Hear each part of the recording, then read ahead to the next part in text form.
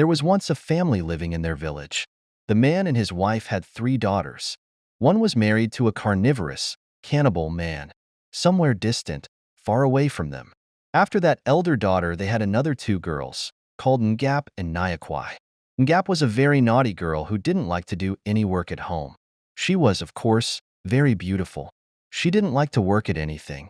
Nyakuiy, her younger sister, always used to do everything at home.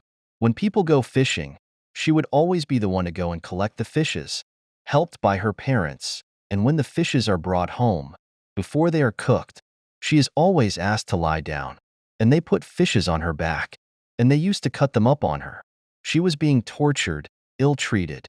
She was humiliated at home, and she had not any choice at all. So, in such a way they lived.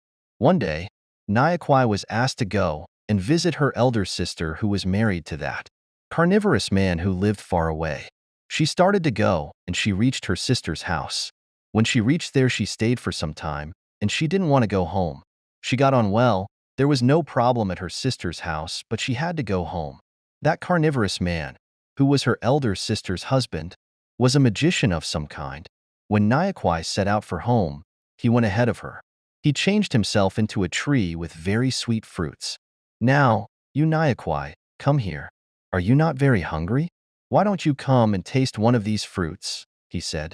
But Nyakuiy answered, "No, I can't taste such fruits because I am coming home from a special house.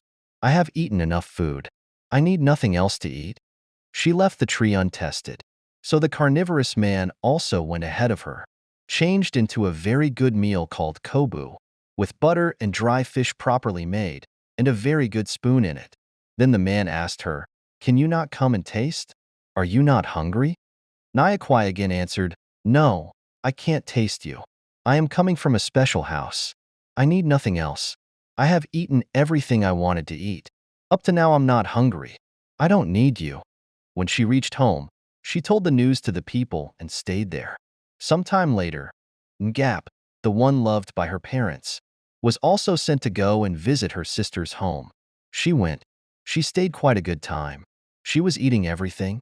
She was greedy. She was a rascal. She mistreated all her sister's children, and the man also began to hate her. When she decided to come back, he did the same thing that he did for Nyakuiy.